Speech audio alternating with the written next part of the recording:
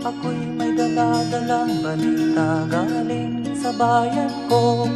Nais kong ipamahagi ang mga kwento at mga pangyayaring nagaganap